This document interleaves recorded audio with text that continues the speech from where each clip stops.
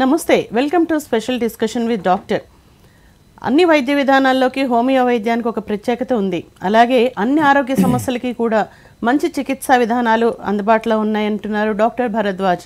వీరు ఫిడికస్ హోమియో క్లినిక్లో CEO అండ్ చీఫ్ డాక్టర్గా ఉన్నారు. అలాగే www.fidicus.com వెబ్సైట్లో కూడా అన్ని వేళ అందుబాటులో ఉంటారు. ఫోన్ నెంబర్ కూడా ఉంది, మీరు ఆ నెంబర్ ద్వారా అపాయింట్మెంట్ తీసుకోవచ్చు. 7997-101-303 అనే నెంబర్లో కూడా కాల్ చేసి అపాయింట్మెంట్ తీసుకోవచ్చు. అయితే ఈరోజు ఈ కార్యక్రమంలో బార్థోలిన్ ప్రాబ్లం అంటే ఏంటి అనే విధానం, చికిత్సా విధానం హోమియోలో ఏ విధంగా ఉంది అనే విషయాలు, ఆ ప్రాబ్లం గురించి పూర్తి వివరాలని తెలుసుకుందాం. ముందుగా వారిని ఆహ్వానిద్దాం. సార్ నమస్తే అండి. నమస్తే అండి. అసలు ఈ బార్థోలిన్ ప్రాబ్లం అంటే ఏంటి, ఎవరికి వస్తుందండి? సో బార్థోలిన్ ప్రాబ్లం ఆర్ దీన్నే బార్థోలినైటిస్ అంటారు, బార్థోలిన్ సిస్ట్ అంటారు, బార్థోలిన్ యాబ్సెస్ అంటారు. ఇది మామూలుగా చాలా కామన్ ప్రాబ్లం విమెన్లో. ఇది వాళ్ళ వజైనల్ ఏరియాలో వస్తుంది. సో ఇక్కడ మెయిన్గా మనం చూసే ప్రాబ్లం ఏంటంటే ఇక్కడ మళ్ళీ వస్తూనే ఉంటుంది. ఫర్ ట్రీట్మెంట్ తీసుకున్నా కూడా మళ్ళీ వస్తూనే ఉంటుంది. చాలామంది ఆడవాళ్ళు వచ్చి మా దగ్గర ఏం చెప్తారంటే, సార్ మేము ట్రీట్మెంట్ తీసుకున్నాము కానీ తగ్గట్లేదు, కొంచెం తగ్గినట్లే తగ్గుతుంది, మళ్ళీ వస్తుంది. లేకపోతే అసలు డాక్టర్ దగ్గరికి వెళ్తాము, వాళ్ళు ట్రీట్మెంట్ ఇస్తారు, అసలు ఆ ఏరియాలో ఏం జరుగుతుందో కూడా మాకు ఐడియా లేదు. లేకపోతే అసలు మాకే ఎందుకు వచ్చింది, మేము ఇంకా రీసెంట్గా మ్యారేజ్ అయింది, ఇప్పుడే ఎందుకు వచ్చింది, మళ్ళీ ఎందుకు వస్తుంది, మాకు కొంచెం పిల్లలు పెద్దగా అయినాకో అప్పుడన్నా రావచ్చు కదా, అసలు మీరేమన్నా హెల్ప్ చేయగలరా అని అడుగుతూ ఉంటారనమాట. బేసిక్గా ఇది వాళ్ళ వజైనల్ ఏరియాలో వచ్చే ఒక ఇన్ఫెక్షన్. సో చాలా పెయిన్ఫుల్గా ఉంటుంది, చాలా రిపీటెడ్గా వస్తూ ఉంటుంది అనమాట. ఓకే, అయితే జనరల్గా ఏదైనా ఏజ్ లిమిట్ ఉందా? ఈ ఏజ్ నుంచి ఏజ్ వరకు వస్తుంది అనేది ఏమన్నా? మామూలుగా ఈ డిసీజ్ అనేది రీప్రొడక్టివ్గా యాక్టివ్గా ఉన్న విమెన్లో వస్తుంది. సో ఇమీడియట్గా మ్యారేజ్ అయిన వాళ్ళలో, సెక్షువల్గా బాగా యాక్టివ్గా ఉన్న వాళ్ళలో, సో యంగ్ విమెన్లో అంటే రీప్రొడక్టివ్గా యాక్టివ్గా ఉన్న విమెన్లో వచ్చే ఛాన్స్ చాలా ఎక్కువగా ఉంటుంది. ఓకే, అయితే ఇప్పుడు దీన్ని ముందు కనిపెట్టడం ఎలాగా, ఏ పరీక్షలతో నిర్ధారణ చేస్తారు? రైట్. సో దీనికి పరీక్షలు అంటూ ఎక్కువ అవసరం లేదు. సో వాళ్ళ హిస్టరీని బట్టి మనం తెలిసిపోతుంది అనమాట. కాకపోతే దీనికి కొన్ని సైన్స్ అండ్ సిమ్టమ్స్ ఉంటాయి. ఎలా ఉంటాయి సైన్స్ అండ్ సిమ్టమ్స్ అంటే, ఇనీషియల్గా వీళ్ళలో అసలు అక్కడ ఆ ఏరియాలో పెయిన్ ఉండదన్నమాట. నెక్స్ట్ ఏమవుతుందంటే వీళ్ళకు సడన్గా ఒక చిన్న సిస్ట్ లాగా ఫామ్ అయ్యి కొంచెము స్వెల్లింగ్ లాగా తయారయ్యి ర్యాపిడ్గా అది చాలా స్వెల్లింగ్ ఓవర్ నైట్ ఏమవుతుందంటే చాలా పెయిన్ఫుల్గా చాలా పెద్దగా మారిపోతుంది అనమాట. సో నార్మల్గా ఇది ఒక సైడే వస్తుంది, అంటే వజైనల్ ఏరియాలో లెఫ్ట్ కానీ రైట్ కానీ వస్తుంది. చాలా రేర్గా వీళ్ళలో ఏమవుతుందంటే కొంతమందిలో బోత్ సైడ్స్ వస్తుంది అనమాట.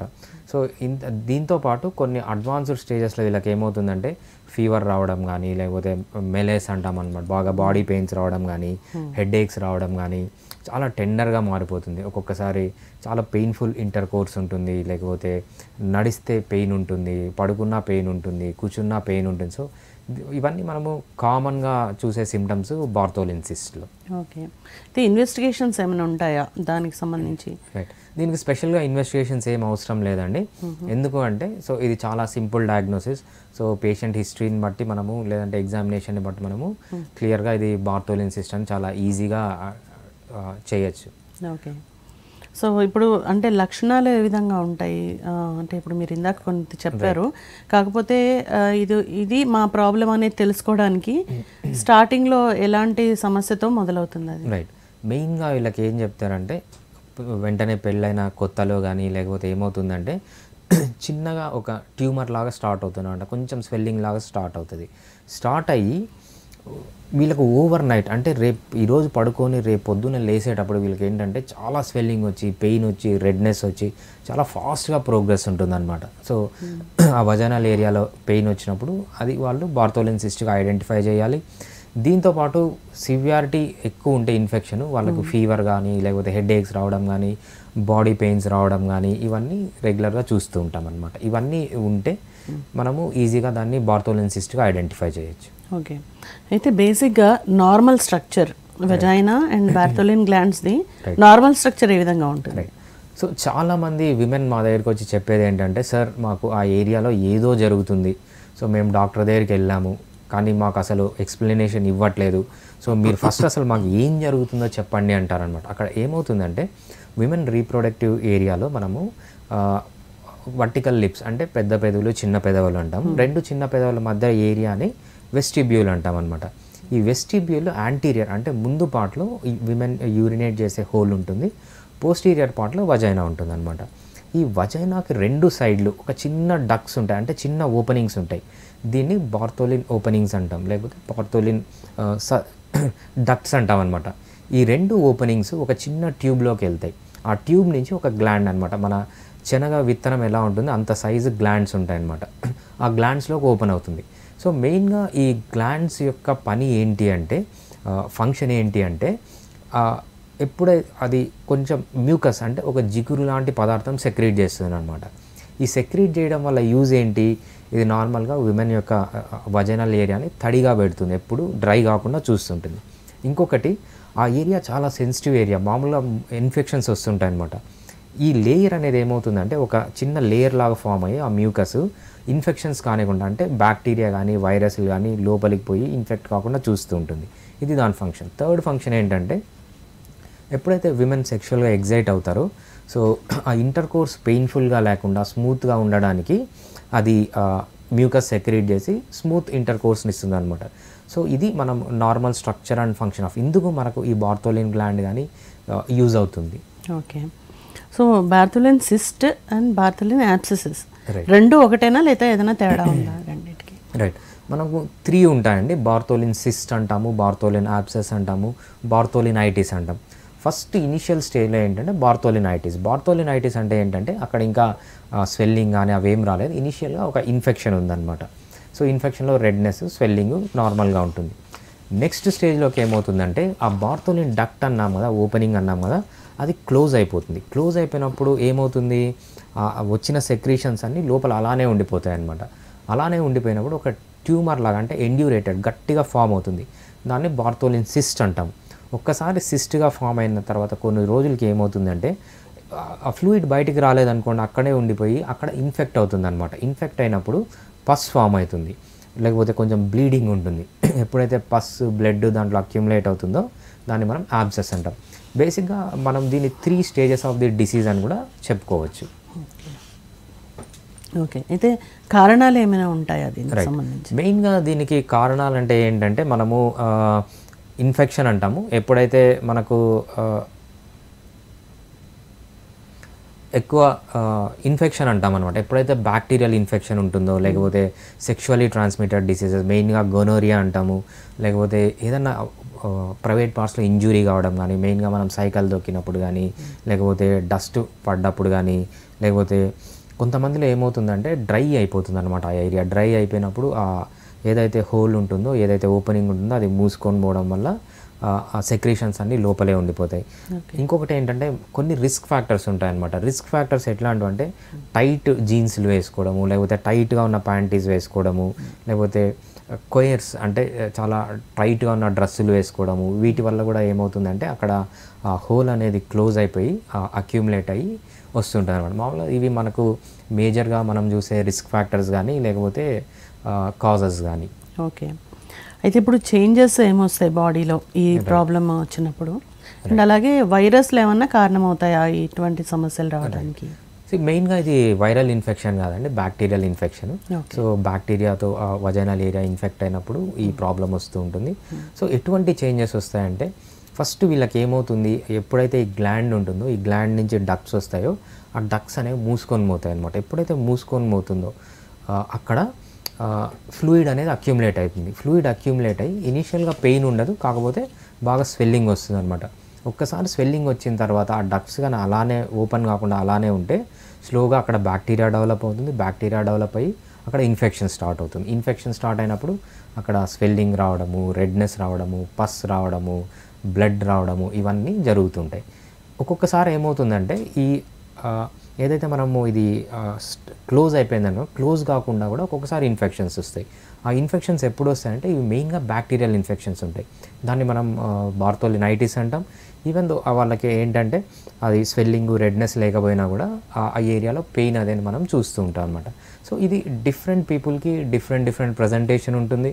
సో అది ఏజ్ని బట్టి కానీ, లేకపోతే వాళ్ళ అలవాటును బట్టి కానీ different people will have different experience అనమాట. ఓకే. అయితే ఇప్పుడు హోమియోలో ట్రీట్మెంట్ ఉంది మంచిది అని అంటున్నారు, అలోపతిలో కూడా ఉందా? ఒకవేళ ఉంటే దానివల్ల ఏంటి ఉపయోగం? I mean అలోపతితో. అలోపతి అనేది దాన్ని మనము ఇంగ్లీష్ ట్రీట్మెంట్ అంటాము, లేకపోతే వెస్ట్రన్ ట్రీట్మెంట్ అంటాము, లేకపోతే అడ్వాన్స్డ్ ట్రీట్మెంట్ అంటాము. ఇక్కడ ఈ అలోపతిక్ ట్రీట్మెంట్ అంటే ఏంటంటే మెయిన్గా మీకు ఈ వజైనల్ ఏరియాలో ప్రాబ్లం ఉన్నప్పుడు మీరు ఇంటి పక్కన ఉన్న డాక్టర్ దగ్గరకో, లేకపోతే గైనకాలజిస్ట్ దగ్గరకో, లేకపోతే ఒక కార్పొరేట్ హాస్పిటల్ దగ్గరికి వెళ్ళి ట్రీట్మెంట్ తీసుకునేదాన్ని కన్వెన్షనల్ ట్రీట్మెంట్ అంటాం అనమాట. సో దీంట్లో డిసడ్వాంటేజెస్ ఏంటంటే బేసిక్గా వీళ్ళు ఏం చేస్తారు, యాంటీబయాటిక్స్ మాత్రమే ఇస్తారు. సో యాంటీబయాటిక్స్తో తగ్గుతుంది, లేకపోతే యాంటీబయాటిక్స్ స్టాప్ చేసిన తర్వాత మళ్ళీ రిపీట్ అవుతుంది అనమాట. ఇది ఇనిషియల్ స్టేజ్లో. అడ్వాన్స్డ్ స్టేజ్లో వీళ్ళకి ఏం చేస్తారంటే సర్జరీ తప్ప వేరే అవకాశం లేదు. సర్జరీలో 3 రకాల సర్జరీస్ ఉంటాయి. వీళ్ళకి ఇన్సిషన్ అండ్ డ్రైనేజ్ అంటారనమాట. అంటే చిన్న ఘాటు అక్కడ పెట్టి ఆ బ్లడ్ని పసుని తీసేసి యాంటీబయాటిక్స్ ఇస్తారు. అది ఫస్ట్ పద్ధతి. సెకండ్ పద్ధతి ఏంటంటే మార్సుపిలైజేషన్ అంటారనమాట. సో అక్కడ ఆ బార్తోలిన్ గ్లాండ్ని కట్ చేసి దాన్ని ఓపెన్ చేసి కుట్టేస్తారనమాట. అంటే ఓపెన్గానే ఆ వజైనల్ ఏరియాలో దాన్ని ఓపెన్ చేసి కుట్టేస్తారు. అండ్ దానివల్ల ఏమవుతుందంటే అక్కడ పసు అక్యూములేట్ కాకుండా ఉంటుంది. సో ఇది వీళ్ళు చేసే సెకండ్ పద్ధతి. థర్డ్ పద్ధతి ఏంటంటే ఇది చాలా ఇంపార్టెంట్ విమెన్ రీప్రొడక్షన్కి. వీళ్ళు ఏం చేస్తారంటే ఆ గ్లాండ్ని కంప్లీట్గా రిమూవ్ చేయడం కానీ పార్షియల్గా రిమూవ్ చేయడం కానీ చేస్తుంటారు.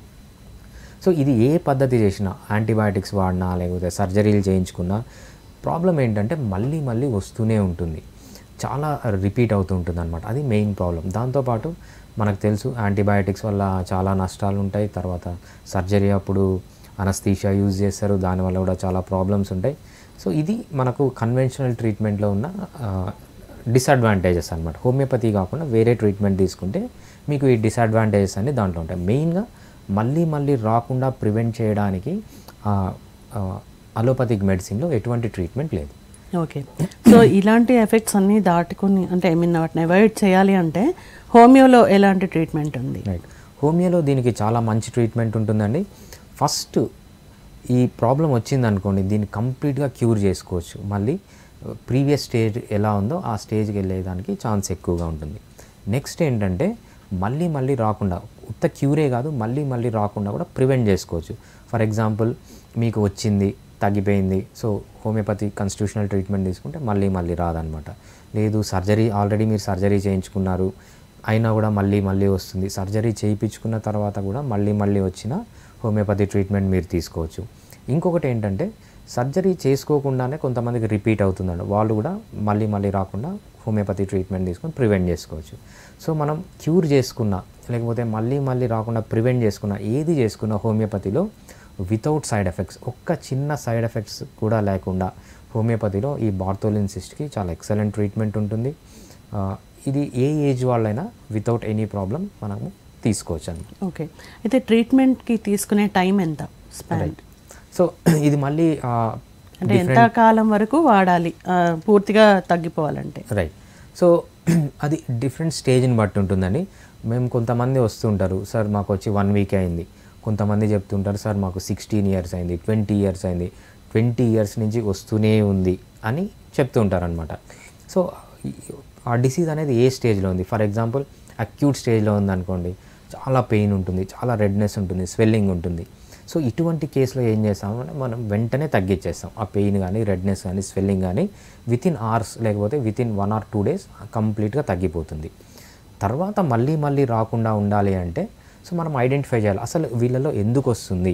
సో హార్మోనల్ ప్రాబ్లం ఉందా, ఇమ్యూనిటీ ప్రాబ్లం ఉందా, లేకపోతే వీళ్ళలో డైట్ ప్రాబ్లం ఉందా, ఇంకేమన్నా డిసీజెస్ ఉన్నాయా, కొంతమంది థైరాయిడ్ ప్రాబ్లం ఉండొచ్చు, షుగర్ ఉండొచ్చు, అసలు ఎందుకు, కొంతమందికి హెచ్ఐవి ఉండొచ్చు, హెచ్ఐవిలో కూడా మనం కామన్గా చూస్తుంటాం. డిఫరెంట్ రీజన్స్ ఉంటాయన్నమాట. మనం ఆ రీజన్స్ ఐడెంటిఫై చేసి ఆ రీజన్స్ని ట్రీట్ చేస్తే కాన్స్టిట్యూషనల్ ట్రీట్మెంట్ అనేది మీకు మళ్ళీ రిపీటెడ్గా వస్తుంది, అది రాకుండా ఉండాలంటే మినిమం 2 months to 3 months వీళ్ళు ట్రీట్మెంట్ తీసుకుంటూ ఉంటే సో వీళ్ళలో మళ్ళీ రిపీట్ అయ్యే ఛాన్స్ చాలా తక్కువగా ఉంటుంది. కానీ లేదు చాలా అక్యూట్ ఉంది, పెయిన్ ఉంది, రెడ్నెస్ ఉంది, అసలు నడవలేకపోతున్నారు, కూర్చోలేకపోతున్నారు, సో ఈ పెయిన్ తగ్గించడానికి మనం 1 or 2 days వితిన్ అవర్స్లో కూడా తగ్గిస్తాం. మళ్ళీ రాకుండా రిపీట్ కాకుండా ఉండాలంటే కాన్స్టిట్యూషనల్ ట్రీట్మెంట్ అని ఉంటుంది, దానికి కొంచెం టైం పడుతుంది. సో ఇదేం చేస్తుందంటే కంప్లీట్గా అక్కడ ఏదైతే ప్యాథాలజీ జరిగిందో ఆ ప్యాథాలజీని అంతా హీల్ చేయడానికి, ఆ బేసిక్ అసలు ఏంటి రీజన్ అని ఐడెంటిఫై చేసి దాన్ని కూడా ట్రీట్ చేయడానికి కొంచెం టైం పడుతుంది. కానీ ఇనీషియల్గా పెయిన్ఫుల్గా ఉన్నప్పుడు మనం చాలా ఎఫెక్టివ్గా హ్యాండిల్ చేయొచ్చు. ఓకే. అయితే ఇప్పుడు ప్రికాషన్స్ ఏమైనా ఉంటాయా రాకుండా చూసుకోవడానికి? ఎలాంటి జాగ్రత్తలు తీసుకోవచ్చు? రైట్. ప్రికాషన్స్ అంటే మెయిన్గా వీళ్ళు చేయాల్సింది ఏంటంటే, సో టైట్ డ్రెస్సులు వేసుకోకుండా నార్మల్గా లూజ్గా ఉన్న డ్రెస్సులు వేసుకోవాలి, అదొకటి.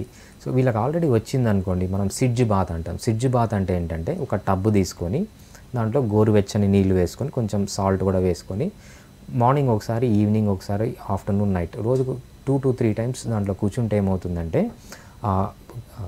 స్వెల్లింగ్ అనేది మెచ్యూర్ అవుతుంది. మెచ్యూర్ అయ్యి ఓపెన్ అయ్యి అక్కడి నుంచి పస్సు బ్లడ్ ఏదంతా ఉందో అదంతా బయటకు వచ్చి క్లీన్ అయిపోతుంది అనమాట.